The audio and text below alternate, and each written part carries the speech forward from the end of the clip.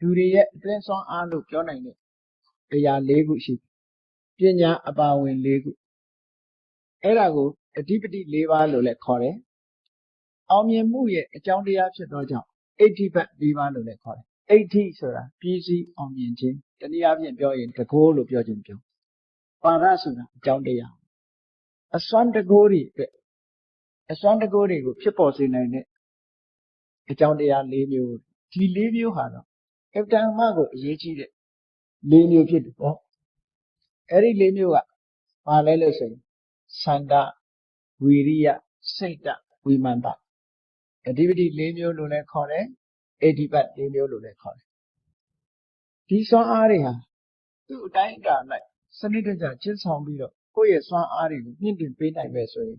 စွမ်းအားပြည့်ပြီဆိုရင်ဘယ်လောက်ထိအောင်စွမ်းဆောင်နိုင်မှုရှိတယ်လဲလို့ဆိုရင်အဋ္ဌိပတ်၄ပါးကိုကြာကြာနာနာပွားထားတဲ့ပုဂ္ဂိုလ်ဟာမသေးခြင်းသေးဘူးဆိုတော့မှအသက်ကိုဆွဲဆန့်ထားလို့ရနိုင်တဲ့စွမ်းအားရအကျိုးကျေးဇူးကိုခံစားရတယ်ဒါကမြတ်စွာဘုရားကဟောထားတဲ့စကားတစ်ခုနော်ဥပမာတစ်ခုပြောပြမြတ်စွာဘုရားဟာတက်တော်80တဲ့ရောက်လာပြီးတဲ့နောက်တက်တော်80ပြည့်ဖို့10လအလိုမှာဘာဖြစ်လဲဝီလူဝဆိုတဲ့ရွာလေးကိုဝါကတ်တယ်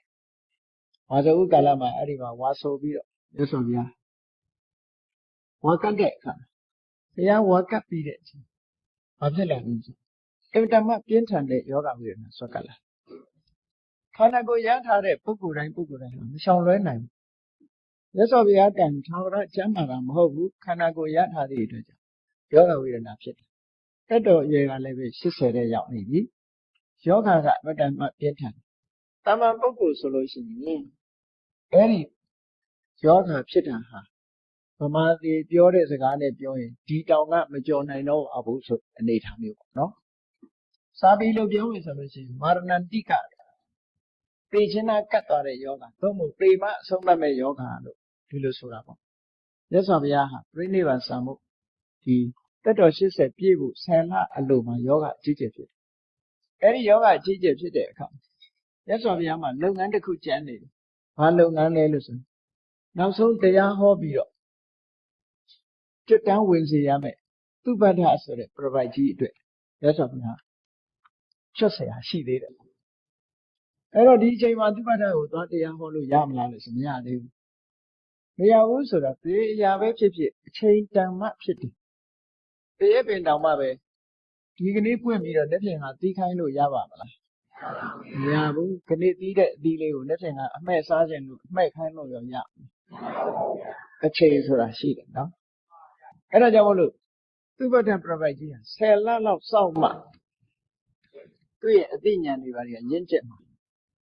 အဲ့တော့မြတ်စွာဘုရားအနေနဲ့ကအလုပ်တစ်ခုကျန်နေတယ်အလုပ်တစ်ခုကျန်လို့အကယ်၍ကမြတ်စွာဘုရားစိတ်အားတွေလျှော့လိုက်မယ်ဆိုလို့ရှိရင်စောပြီးတော့ပြိဋိဘံစံသွားနိုင်ဒါရှင်အာနန္ဒာကိုမြတ်စွာဘုရားကပွင့်ပွင့်လင်းလင်းလည်းပြောထားတာနော်အဲ့ဒီမှာမြတ်စွာဘုရားကဘာလုပ်လဲဆိုအာယုသင်္ခါရဖလသမဘတ်လို့ခေါ်တယ်အသက်ကိုပြုပြင်ထိမ့်သိမ်းထားတဲ့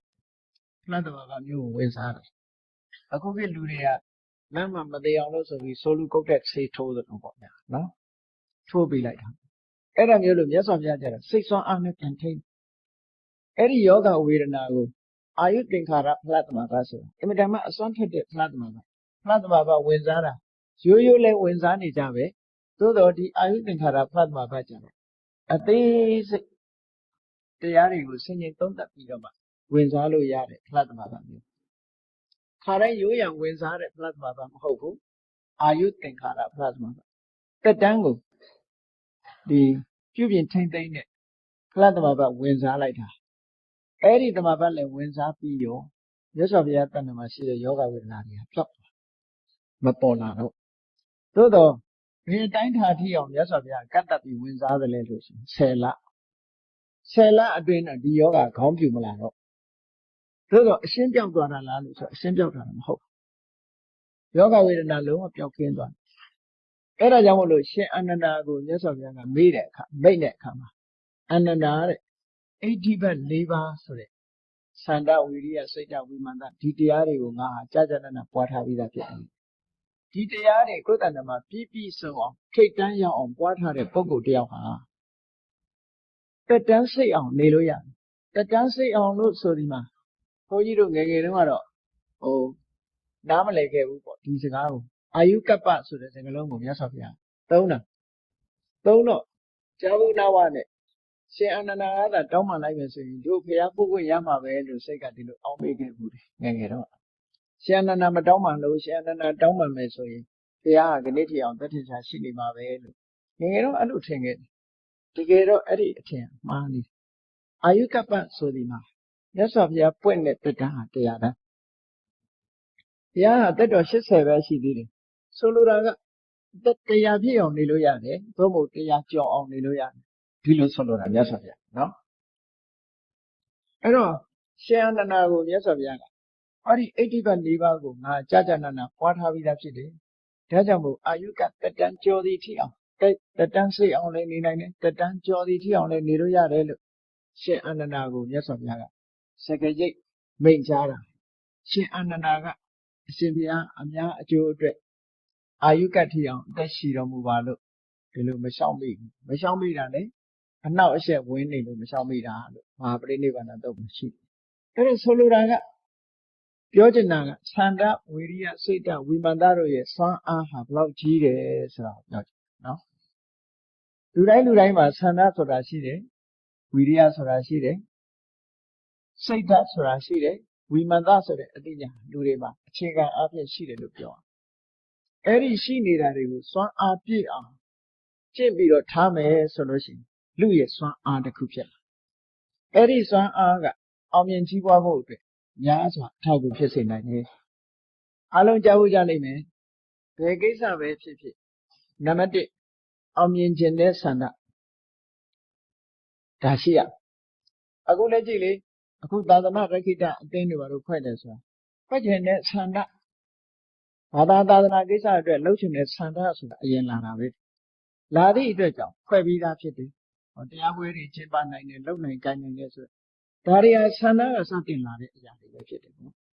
ဒါကြောင့်မို့အရေးကြီးဆုံးကနံပါတ်1ကဖြစ်ခြင်းတဲ့ဆန္ဒလုပ်ခြင်းတဲ့ဆန္ဒ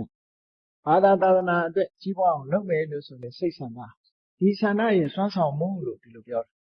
ဒါဖြင့်ဆန္ဒရှိနေုံနဲ့ဖြစ်သလားလို့ဆိုမြတ်စွာဘုရားကအကုန်ဘက်ဆုံးအောင်ဟောတယ်ဆန္ဒရှိုံနဲ့မဖြစ်ဘူးဆိုပြီးတော့ဝိရိယဆန္ဒရှိတဲ့အတိုင်းလုပ်ဖို့လိုတယ်ကြိုးစားအဲ့ဒါလို့လုပ်ပြီးဆိုတဲ့အခါမှာဘယ်လုပ်ပဲလုပ်အလွယ်တကူချောမောနဲ့အောင်မြင်သွားတယ်ဆိုတာမရှိဘူးဒါအလုံးလုပ်ဖူးတဲ့ပုဂ္ဂိုလ်တိုင်းသိတယ်နော်ဘယ်ကိစ္စပဲလုပ်အဖို့အဖြစ်အခက်အခဲဆိုတာကြော်ရတာကြီးပဲကောင်းအဲ့ဒီလိုအခက်အခဲတွေကြော်ဖို့ရတဲ့ဘာလို့တော့ဆိုစိတ်ထက်ကြံ့ခိုင်ဖို့မြတ်စွာဘုရားအမှန်တမ်းထောင်းစီအောင်ဟောထားတယ်တခုအောင်မြင်ကြီးပွားခြင်းရင်ဆန္ဒရှိတဲ့အတိုင်းကြိုးစားရမယ်